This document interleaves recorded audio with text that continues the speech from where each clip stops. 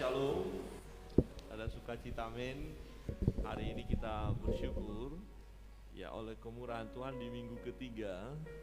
Ya, tema kita tentang misi. Kita ingat akan hamba-hamba Tuhan yang melayani di berbagai daerah, di berbagai pulau, benua, negara, yang di mana tempat-tempat tersebut masih banyak yang belum mendengar firman Allah, mendengar Injil, belum mendengar tentang nama Tuhan Yesus Kristus. Tema kita hari ini adalah berjuang bersama memberitakan Injil. Berjuang bersama memberitakan Injil melalui pengalaman seorang hamba Tuhan, yaitu Rasul Paulus di dalam Filipi pasal 4 ayat 3. Kita akan baca bersama-sama. Filipi 4 ayat 3, kita baca secara bersama-sama. 1, 2, 3. Bahkan kuminta kepadamu juga, Sunsugos, temanku yang setia, tolonglah mereka, karena mereka telah berjuang dengan aku dalam pekabaran Injil, bersama-sama dengan Clemens dan kawan-kawanku sekerja yang lain, yang nama-namanya tercantum dalam kitab kehidupan.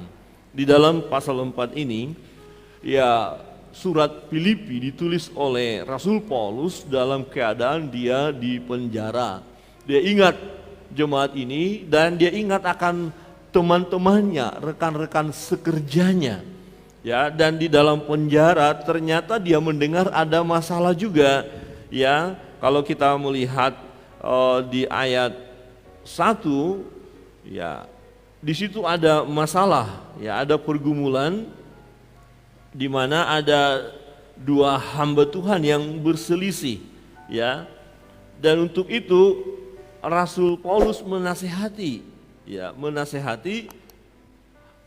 hamba Tuhan yang berselisih itu. Maka dikatakan supaya mereka diterima, ya. Kalau kita lihat di pasal 4 itu ayat 1, kita lihat sebentar ya. Ya.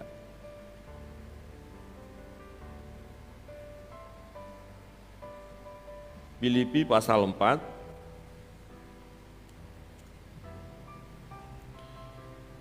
Oke.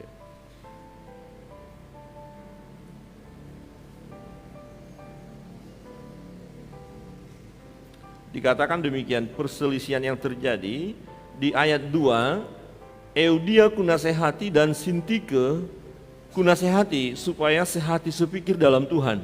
Jadi ada masalah antara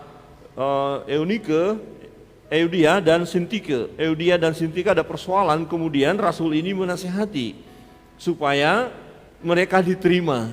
Ya, jadi bisa saja antara hamba Tuhan ada persoalan atau ada perselisihan, tetapi itu tidak mengurangi, ya, nilai mereka sebagai pelayan Tuhan. Maka Rasul Paulus tadi katakan bahwa tolong mereka berdua itu yang ada masalah itu temanku. Ya, jadi kalaupun ada persoalan di antara mereka, Rasul Paulus menasehati, dan itu tetap teman sekerja. Nah, kemudian ada nama-nama lain disebut di sana, ada Clemens dan kawan-kawanku sekerja yang lain, yang nama-namanya tercantum dalam kitab kehidupan. Saudara yang terkasih dalam Tuhan, Rasul Paulus, ya, dalam kondisi di penjara, dia tetap memberikan perhatian kepada rekan sekerja, kepada umat, dan keadaan umat yang bagaimana tetap dia gumuli, dia pikirkan. Ya, saudara bisa bayangkan, sekalipun dia di dalam penjara, tapi tetap memperhatikan, mendengar keadaan jemaat yang dilayani dan juga rekan-rekan sekerjanya. Nah, bagian yang mau kita bahas, yang kita mau pelajari sesuai dengan tema kita adalah bahwa dikatakan mereka telah berjuang dengan aku dalam pekabaran Injil. Baik teman-teman yang ada persoalan tadi dan teman yang tidak ada persoalan, ya, yang baik-baik saja. Ini semua teman, ini semua sahabat, ini teman senasib, ini teman kerja. Nah, karena mereka telah berjuang dengan aku dalam pekabaran Injil. Mereka berjuang bersama aku dalam pekabaran Injil. Karena mereka telah berjuang. Siapa mereka? Ya jelas. Siapa mereka yang berjuang itu? Rasul Paulus tidak melupakan sahabat-sahabatnya, teman-teman sekerja. Ya, siapa mereka yang telah berjuang dalam pekabaran Injil? Itu mereka yang bersama-sama Rasul Paulus. Ya, Rasul Paulus berkatakan mereka bersama-sama dengan aku. Kira-kira begini, kalau Bapak Ibu sebagai jemaat dan juga tetap giat melayani, maka saya berkata, Bapak Ibu adalah rekan sekerjaku, ya, rekan seperjuangan. Dan memang untuk itu kita dipanggil untuk bersama-sama berjuang, bekerja keras untuk memberitakan kabar baik itu, memberitakan Injil. Saudara yang terkasih dalam Tuhan, ya, bersama-sama dengan Clemens dikatakan ada nama yang dicatat. Kemudian kawan-kawanku sekerja lain, nama-namanya tercantum dalam kitab kehidupan. Jadi orang-orang yang bersama dengan Rasul Paulus yang giat melayani, Rasul Paulus katakan kepada jemaat, ya, bahwa mereka ini teman sekerja ini, ya, baik Eudia, Sintike yang walaupun tadi ada masalah, dan Clemens, ini kawan-kawan sekerjaku. Nama-namanya tercantum dalam kitab kehidupan. Jadi tidak sia-sia mereka, ya, melayani Tuhan, tidak sia-sia mereka bekerja keras, tidak sia-sia mereka berjuang, dikatakan tadi, berjuang memberitakan Injil. Saudara yang terkasih dalam Tuhan, tidak cukup Rasul Paulus dan nama-nama yang bersama dengan dia memberitakan Injil. Ya, tidak cukup. Tetapi ya, karena perintah ini Yesus sampaikan kepada murid-murid untuk menyelesaikan satu bagian atau program ilahi, maka sampai sekarang ini harus kita kerjakan. Dan saudara, kita harus bersama-sama bekerja keras untuk itu. Amin. Bekerja keras. Ya, Eudia kunasehati dan Sintike kunasehati supaya mereka sehati sepikir dalam Tuhan. Ya, mungkin ada problem, ada masalah, tapi udah jangan fokus kepada masalah, jangan karena masalah itu kita lupa panggilan utama. Ya, jangan karena ada perselisihan, ya, karena pada saat kita tidak satu pikiran kita, kemudian kita abaikan satu pekerjaan yang seharusnya kita kerjakan bersama-sama. Berbicara tentang pekerjaan pemberitaan Injil, ya, itu tidak ada alasan bagi kita untuk tidak mengerjakannya bersama-sama. Amin. Karena ini perintah. Jadi yang lain oke, bisa saja kita berselisih atau tidak sepaham dalam hal-hal tertentu. Tapi dalam hal memberitakan kabar baik ini kita harus satu, paham bahwa memang ini tugas kita. Bukan hanya tugas seseorang, tapi tugas kita bersama karena kita dipanggil untuk itu. Amin. Kita harus satu paham di sini. Coba lihat kiri kanan dan katakan harus satu paham. Ya, kalau siap berkata di sana ada jiwa yang tersesat, mari kita layani. Jangan berkata itu bukan urusan saya urusan yang lain saja. Jangan. Untuk yang satu ini kita harus bergandeng tangan, bahkan bukan hanya sekedar bergandeng tangan, tapi berjuang. Dengan kata lain bekerja keras, jangan berleha-leha.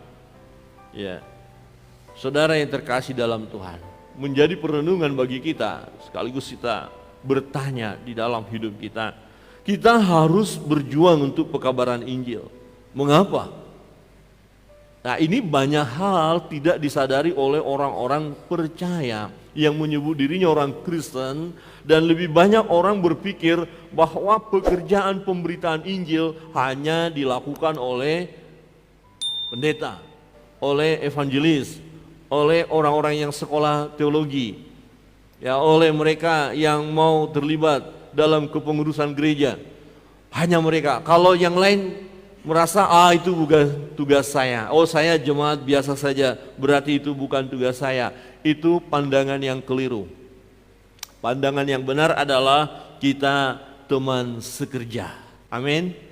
Kita harus bekerja keras untuk pemberitaan Injil. Mengapa kita harus bekerja keras, berjuang untuk memberitakan Injil? Kita harus tahu apa itu Injil, sehingga kita mulai nanti mengerti, aku harus bekerja keras, ya. Nah, Injil itu, ya, evangelion, ya, dalam bahasa Yunani itu yang berarti kabar gembira, gospel, ya, kabar baik, berita baik. Berita baiknya apa?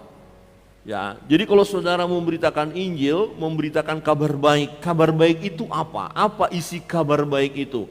Kabar baiknya adalah kedatangan Yesus Kristus ke dunia. Ya, dia adalah Allah yang menjadi manusia, bahkan ia menderita, mati, dan dikuburkan. Pada hari yang ketiga dia bangkit dari antara orang mati. Dan di dalam namanya, di dalam nama Yesus, ada pengampunan dosa dan ada keselamatan.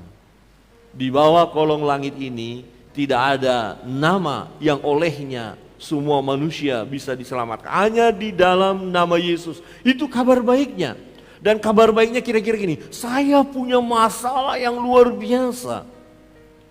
Nah, saya tidak tahu jalan keluarnya. Saya tidak tahu bagaimana menyelesaikan masalah yang besar ini. Tetapi ada satu pribadi yang dapat menyelesaikannya. Ketika satu pribadi ini disebutkan kepada saya, dia bisa lakukan, dia bisa selesaikan. Betapa bahagianya saya, dan pasti saya akan meminta pertolongan dari pribadi yang bisa menolong saya. Dan masalah yang paling berat dalam perjalanan hidup manusia adalah masalah dosa. Ya, tapi banyak orang yang tidak berpikir tentang itu. Mereka pikir sekali mati, mati sudah selesai. Tidak. Akan kita pertanggungjawabkan di hadapan Sang Pencipta itu, Sang Hakim yang adil itu, segala perbuatan kita. Ya, manusia mati satu kali, setelah itu dihakimi. Setelah itu menghadap tahta pengadilan itu. Saudara yang terkasih dalam Tuhan, nah berita baiknya adalah penyelesaian persoalan mengenai dosa ada di dalam Yesus. Nah, oleh sebab itu memberitakan Injil adalah memberitakan Yesus, memberitakan jalan keluar untuk setiap manusia yang hidup di dalam kegelapan. Ya, oleh karena itu kita harus memberitakan Injil, ya, karena apa? Yang pertama, Injil adalah kekuatan Allah yang menyelamatkan. Injil kekuatan Allah yang menyelamatkan. Tidak ada usaha manusia yang bisa menyelamatkan dirinya sendiri dari perbuatan dosa yang dia lakukan. Tidak bisa. Sepintar apapun dia, sekaya apapun dia, ya, sesoleh apapun hidupnya, mungkin soleh, hidupnya baik sekali, ya, dia suka puasa, bertambah, tapi dia belum berjumpa dengan Yesus, maka usahanya akan sia-sia. Firman Tuhan katakan, oleh karena kasih karunia kamu diselamatkan, ya, oleh iman, bukan karena usaha atau pekerjaanmu. Jangan ada orang yang memegahkan diri. Nah, Rasul Paulus begitu bekerja keras, begitu giat bersama sahabat-sahabat yang lain, teman sekerjaku. Mengapa mereka terus bekerja keras untuk Injil? Karena mereka tahu, mereka paham, mereka menerima kenyataan itu, mereka menghidupi kenyataan itu, bahwa Injil adalah kekuatan Allah yang menyelamatkan. Ya, Roma pasal 1 ayat 16. Kita baca bersama-sama, saya harap bisa kelihatan ya. Roma 1 ayat 16, 1, 2, 3. Sebab aku mempunyai keyakinan yang kokoh dalam Injil. Karena Injil adalah kekuatan Allah yang menyelamatkan setiap orang yang percaya. Pertama-tama orang Yahudi, tetapi juga orang Yunani. Artinya orang Yahudi keturunan dari Abraham, tapi juga di luar keturunan Abraham. Jadi keselamatan itu untuk semua orang, tetapi tidak semua orang akan selamat. Orang-orang yang selamat adalah orang-orang yang percaya. Perhatikan ayat itu, dikatakan, ya, kekuatan Allah yang menyelamatkan setiap orang yang percaya. Rasul Paulus tidak perlu kita ragukan lagi tentang imannya terhadap Injil. Karena dia punya pengalaman dalam hidup, dia orang pintar, dia belajar kitab suci sebelumnya. Ya, dia bukan orang yang dari kecil percaya Yesus, bukan. Bahkan dia adalah orang ya yang menganiaya orang-orang yang mengikut Kristus. Tetapi pada akhirnya, ya, ketika dia mengalami perjumpaan dengan Yesus yang kita sudah bahas beberapa minggu yang lalu, dia punya keyakinan itu. Nah, persoalan sekarang adalah apakah Bapak Ibu, Saudara yang terkasih dalam Tuhan punya keyakinan bahwa Injil itulah yang menyelamatkan setiap orang yang percaya. Bahwa Injil itulah yang sudah menyelamatkan saya. Bahwa Injil itulah yang sudah menyelamatkan saudara. Ketika saudara mendengar tentang Yesus dan hanya di dalam Dia ada keselamatan, yang percaya kepada Dia tidak binasa melainkan peroleh hidup yang kekal, yang percaya dalam hati dan mengaku dengan mulut kita bahwa Yesus Tuhan kita, maka kita mengalami keselamatan. Mampukah kita berkata seperti apa yang Rasul Paulus katakan, aku mempunyai keyakinan yang kokoh dalam Injil. Saudara percaya kepada Injil? Amin. Saudara percaya pada Yesus? Amin. Yesus adalah Tuhan. Satu-satunya jalan menuju surga. Satu-satunya jalan untuk bersama-sama kita nanti dengan Bapa. Dan Dia akan datang kedua kali untuk menjemput orang percaya. Menjemput saudara dan saya. Kalau betul-betul kita percaya kepadanya. Ada namanya pengangkatan, rapture. Jadi orang yang percaya ketika Yesus datang tiba-tiba diangkat, akan bersama-sama dengan Dia di awan-awan. Betapa indahnya hal itu. Ya, Injil adalah kekuatan Allah yang menyelamatkan. Nah, persoalan adalah bagaimana mungkin aku akan berdiam diri kalau berkat yang luar biasa ini saya sudah dapatkan. Kalau berkat yang luar biasa ini sudah saya terima, apakah keselamatan ini hanya untuk diriku saja?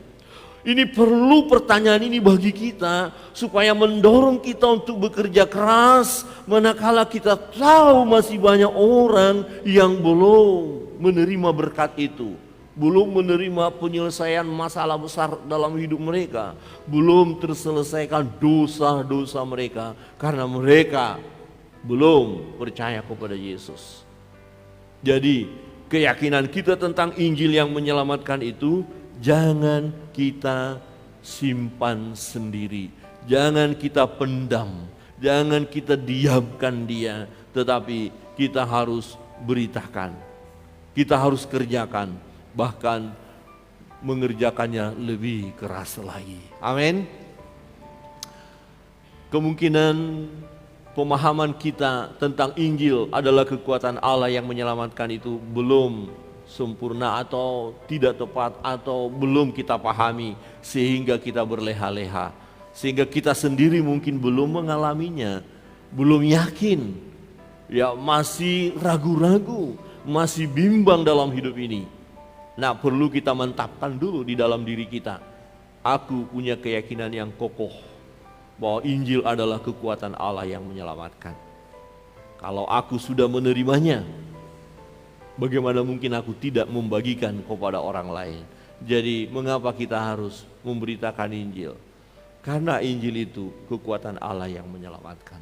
Jangan diamkan.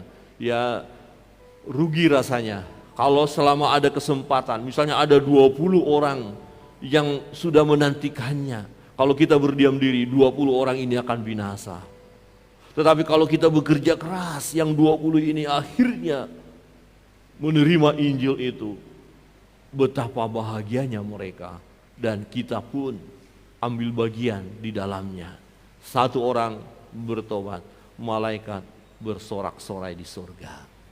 Sudah berapa orang yang mendengar Injil melalui hidup kita, melalui perkataan kita, melalui tindakan kita.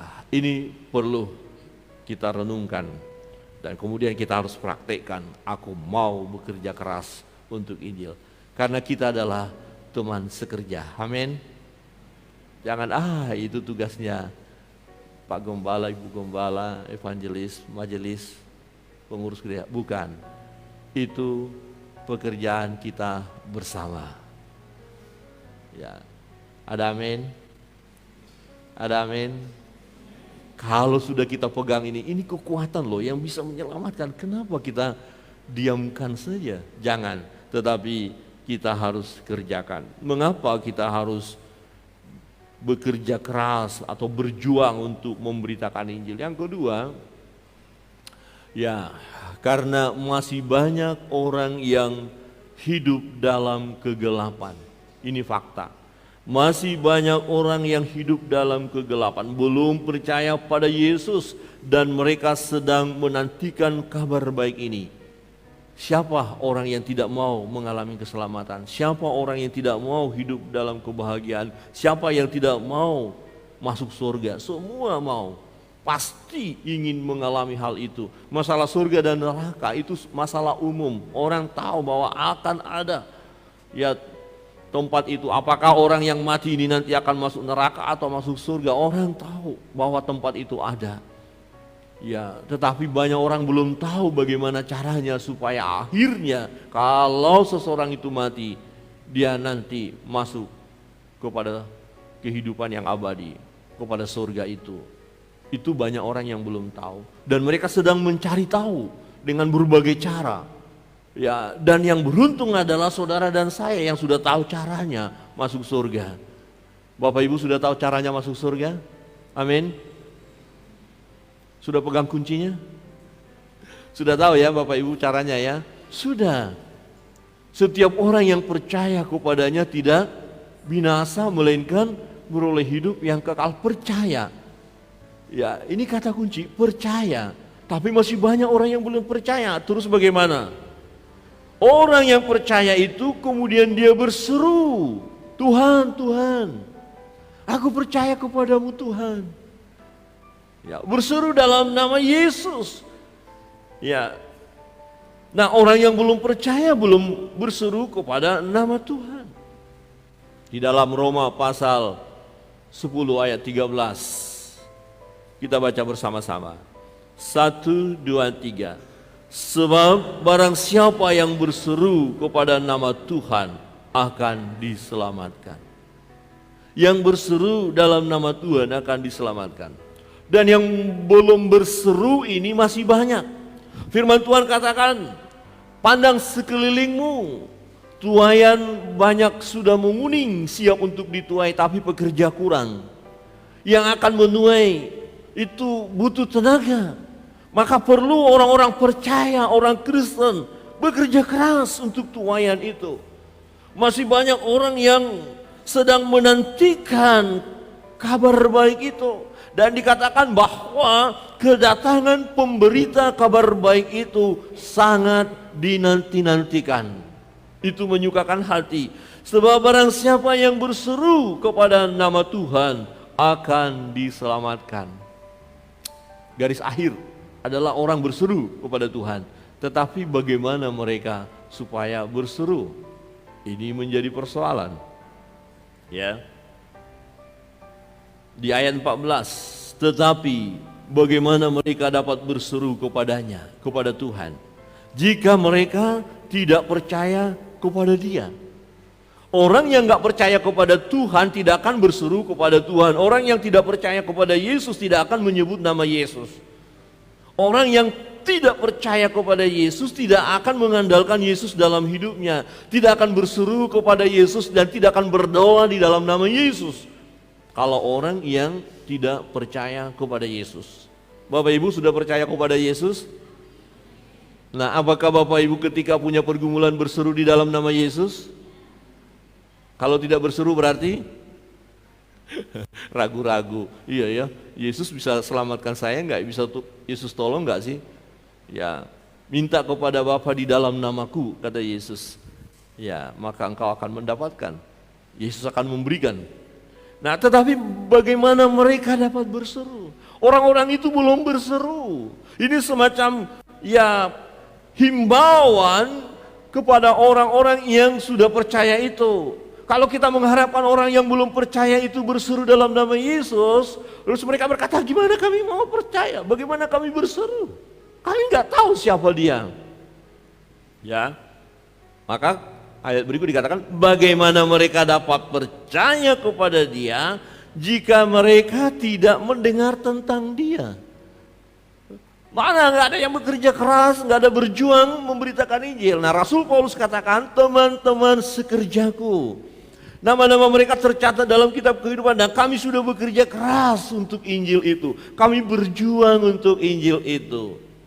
Artinya ketika mereka memberitakan kabar itu, kemanapun mereka pergi, ada orang-orang yang sudah mendengar. Ya, tetapi sampai sekarang masih ada orang-orang yang belum mendengar Injil itu. Nah, siapa yang mau Tuhan pakai untuk itu? Siapa yang akan memberitakan kabar baik itu, evangelion itu? Siapa yang akan pergi dan kita berkata, saya siap. Amin. Gak ada sama sekali aminnya. Amin. Oh, kalau gitu coba lihat kiri kanan dan katakan, apakah engkau siap untuk itu? Wah, berat sekali ya. Kita teman sekerja. Ya, teman sekerja. Coba kita, ini nanti kita akan melihat bahwa waktunya kita tidak ngerti ya. Tetapi jangan kita sia-siakan. Jika mereka tidak mendengar tentang dia, ya mereka nggak tahu. Mereka nggak bakalan berseru. Nah, bagaimana mereka mendengar tentang dia jika tidak ada yang memberitakannya? Mengapa kita perlu bekerja keras memberitakan kabar baik? Ini persoalannya. Kalau nggak ada yang beritakan, terus bagaimana dong mereka-mereka itu? Atau kemudian kita berkata, terserah itu urusan mereka. Mau mati-matilah, mau hidup-hiduplah. Ya jangan begitu, karena diminta juga pertanggungjawaban kepada kita. Jikalau kita melihat saudara kita sedang tersesat, kita tahu dia tersesat, kemudian kita diam saja dan orang itu mati di dalam kesesatannya. Tuhan meminta pertanggungjawaban kepada kita yang melihat dia sedang tersesat. Tetapi kalau kita lihat saudara kita sedang tersesat, kita beritahukan jalan yang benar, toh dia menolak apa yang kita beritahukan, tidak ada masalah. Kita tidak lagi dituntut sebab tugas kita sudah kita kerjakan. Jadi yang terpenting bagi kita, tugas kita harus kita kerjakan dan memberitakan kabar baik, berjuang keras untuk memberitakan Injil. Itu tugas kita bersama, kita teman sekerja. Amin. Coba lihat kiri kanan dan katakan, kita teman sekerja. Teman, bagaimana mungkin kita berleha-leha diam saja melihat orang-orang itu saja yang bekerja? Jangan, kita harus bergandeng tangan untuk itu. Di ayat 15 dalam Roma pasal 10 itu, kita baca bersama-sama. 1, 2, 3. Dan bagaimana mereka dapat memberitakannya jika mereka tidak diutus, seperti ada tertulis, betapa indahnya kedatangan mereka yang membawa kabar baik. Jadi kalau saudara memberitakan kabar baik, saudara bukan musuh. Karena kabar baik yang Bapak Ibu sampaikan. Kalau Bapak Ibu saudara memberitakan Injil, kabar baik, gospel ini, ya ini berita sukacita loh, sedang dinantikan. Maka firman Tuhan katakan betapa indahnya. Jadi kita tanamkan di dalam diri kita, kehadiran kita dimanapun berada, ketika kita menjadi saksi Kristus, kita membawa damai, kita membawa sukacita, kita membawa kebahagiaan. Terlebih kita membawa berita yang penting, sebab ketika mereka menerima berita yang kita sampaikan, mereka percaya kepada Yesus, mereka mengalami keselamatan, kehidupan yang abadi akan mereka dapatkan. Itu selama-lamanya. Wow, bukankah itu sesuatu yang indah? Kalau makanan enak kita berikan, habis makanan enak ya selesai. Ya, kalau alat-alat tertentu yang kita kasih, habis fungsi alat itu selesai. Tapi kalau Injil ini, ya keabadian yang diberikan kepada kita, kebahagiaan yang abadi, tidak semu, tetapi kebahagiaan yang sampai kepada kekekalan. Saudara yang terkasih dalam Tuhan, kita harus berjuang untuk itu, memberitakan kabar itu. Ya, karena masih banyak orang yang belum mendengar. Mereka sedang menantikan. Mungkin orang itu tidak jauh dari kita. Mungkin orang itu masih bagian dari keluarga kita, dari hidup kita. Mungkin orang itu Tuhan percayakan untuk bersama-sama dengan kita, untuk kita bimbing. Mengapa orang-orang itu dipertemukan Tuhan dengan kita? Padahal ada sesuatu yang sangat penting yang sudah kita miliki, yang harus kita bagikan. Ketika Petrus berkat jasmani, tapi berkat rohani, sesuatu yang sedang dinantikan oleh banyak orang, itu yang dapat membahagiakan umat manusia. Untuk itu mari kita bekerja keras untuk itu, berjuang. Kita teman sekerja. Amin. Nama-nama kita sudah tercatat dalam kitab kehidupan pasti. Tapi mari kita tambahin nama-nama itu. Berjuang keras itu bersungguh-sungguh. Ya, ini perintah Tuhan buat semua kita. Kita tahu dengan amanat agung. Ketika Yesus akan naik ke surga, pesan yang sangat utama dia sampaikan kepada murid-murid. Karena itu, pergilah, jadikanlah semua bangsa muridku. Kristus, pergilah, jadikanlah semua bangsa muridku. Dan banyak bangsa-bangsa yang belum datang kepada Tuhan, yang belum percaya kepada Yesus. Dan untuk itu kita harus kerjakan. Kita harus kerjakan bersama-sama. Kita lihat dalam kuasa, kalau Roh Kudus turun ke atas kamu, dan kamu akan menjadi saksiku di Yerusalem dan di seluruh Yudea dan Samaria dan sampai ke ujung bumi. Apa artinya? Dimanapun kita berada, kita menjadi saksi Kristus. Untuk kita berada saat ini di lokasi kita, ya, di sekitar gereja kita, di sekitar rumah kita, di sekitar pekerjaan kita, kita jadi berkat. Tetapi bagaimana sampai ujung-ujung bumi? Kita harus ambil bagian juga di sana, dan itu sudah kita kerjakan bersama.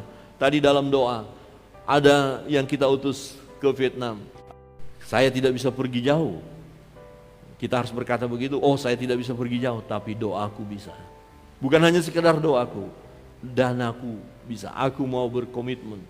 Sebagian dari penghasilan ini saya mau gunakan untuk ya, oke. Ya, ini Matius 24 ayat 14. Kita nggak usah terlalu berpikir nanti kedatangan Yesus ada penampakan di sana, penampakan di sini ada. Oke, itu bisa saja mereka katakan, tapi jangan fokus ke sana, jangan percaya kepada penampakan-penampakan. Tapi salah satu tanda ya yang dimana kita ambil bagian di dalamnya adalah Matius pasal 24 ayat 14. Kita baca bersama-sama. 1, 2, 3. Dan Injil kerajaan ini akan diberitakan di seluruh dunia menjadi kesaksian bagi semua bangsa. Sesudah itu barulah tiba kesudahannya. Masih banyak bangsa-bangsa, suku-suku yang belum mendengar Injil. Ini sedang gencar. Dan dalam dunia misi sedang berdoa. 2033, 2033 itu 2000 tahun ya usia amanat agung, usia perintah daripada Tuhan. Ya, tahun 33 waktu Yesus naik ke surga, pesan ini, pergilah jadikanlah semua bangsa muridku. Nanti di tahun 2033, 2000 tahun. Itu tugas itu sudah sejauh mana? Masih berapa banyak lagi suku bangsa?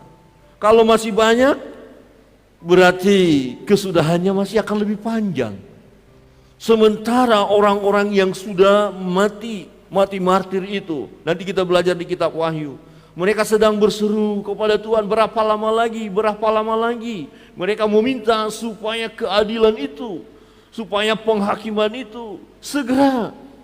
Ya, tapi Tuhan katakan masih harus menunggu, karena orang-orang yang akan mati karena nama Yesus masih harus ditambah jumlahnya. Ada ayatnya itu. Nah, maka kematian orang yang percaya Yesus karena mempertahankan imannya itu bukan kematian yang sia-sia. Tetapi itu adalah ya berkat. Itu sesuatu yang luar biasa dan penggenapan daripada apa yang sudah Tuhan nyatakan. Jadi jangan takut memberitakan Injil. Terus, karena dikatakan Injil kerajaan ini akan diberitakan di seluruh dunia menjadi kesaksian bagi semua bangsa. Sesudah itu barulah tiba kesudahannya. Jadi tugas kita sebenarnya gereja mulai berdoa dan menghitung suku-suku bangsa yang mana yang belum mendengar. Yang belum mendengar ya, oh di sana masih ada pulau yang belum ada penginjilnya. Maka kita doakan. Kita harus bekerja keras untuk itu, bekerja keras. Karena berita ini penting, Bapak Ibu Saudara. Berita ini sangat penting dan harus kita kerjakan. Betapa pentingnya mengabarkan Injil, bahkan Rasul Paulus pun mengatakan, celakalah aku kalau tidak memberitakan Injil. Kalau nggak penting, nggak perlu Rasul Paulus katakan begitu. Ya, celakalah aku. Karena jika aku memberitakan Injil, aku tidak mempunyai alasan untuk memegahkan diri, sebab itu adalah keharusan bagiku. Kalau Rasul Paulus berkata begitu, bukankah kita sama dengan Rasul Paulus adalah orang-orang percaya? Berarti kita pun harus berkata, satu keharusan bagi kita untuk bersaksi, menghasilkan buah. Sebab untuk itu kita dipanggil. Sudah keharusanlah. Semestinya lah, memang kita teman sekerja Allah ini, kita harus bekerja keras, berjuang untuk memberitakan Injil. Bahkan Rasul Paulus berani berkata, celakalah aku jika aku tidak memberitakan Injil. Wow, dahsyat. Saudara yang terkasih dalam Tuhan, ya kita harus terus berjuang memberitakan Injil, karena ini perintah Tuhan. Tugas yang diberikan kepada kita, amanat. Ya, saudara, jangan kita berleha-leha. Betapa pentingnya mengabarkan Injil, mengingat waktu untuk mereka yang belum percaya. Artinya begini, orang-orang yang belum percaya ini ada waktu. Kalau mereka sudah meninggal, berarti tidak ada lagi waktu untuk mendengar Injil. Berarti nggak ada kesempatan untuk bertobat. Jadi sebelum meninggal mereka, kita tidak tahu kapan mereka meninggal. Itu sebabnya ini sangat penting supaya mereka dengar. Tetapi di sisi lain juga mengingat kita, waktu kita, kesempatan kita. Bagi kita yang percaya ini ada waktunya juga. Kita tidak tahu kapan waktu kita meninggal. Tapi paling tidak sebelum meninggal, ya ada orang lain sudah dengar Injil daripada hidup kita. Amin. Coba lihat kiri kanan dan katakan, ini masalah waktu kita juga. Coba, ini masalah waktunya kita juga. Ya memang waktu mereka kita tidak tahu, tiba-tiba kayak kemarin ini kan tiba-tiba ada gunung meletus lah, ada kecelakaan kendaraan, kita nggak ngerti. Tiba-tiba kena serangan jantung dan lain sebagainya. Berarti selagi ada kesempatan ini, mari berjuang, kita teman sekerja. Untuk mereka ada waktu, tapi untuk kita juga, selagi kita hidup. Satu kebahagiaan nanti kalau kita sudah meninggal dan ada orang-orang yang kita layani, ada orang-orang kita sudah bagaimana kita hidup memberitakan kabar baik kepada mereka, kemudian mereka percaya, wow bahagia. Jadi mengingat kesempatan kita yang percaya ini, kita tidak tahu kapan, tetapi kita harus pergunakan. Ini sangat penting. Saudara yang terkasih dalam Tuhan, mengapa kita harus berjuang untuk pekabaran Injil? Pertama, Injil adalah kekuatan Allah yang menyelamatkan. Kita sudah diselamatkan, bagaimana dengan orang lain? Ini tugas kita, maka beritakan. Yang kedua, masih banyak orang yang hidup dalam kegelapan, yang belum percaya, dan mereka tambah. Tuhan memberkati kita. Saya undang kita bangkit berdiri.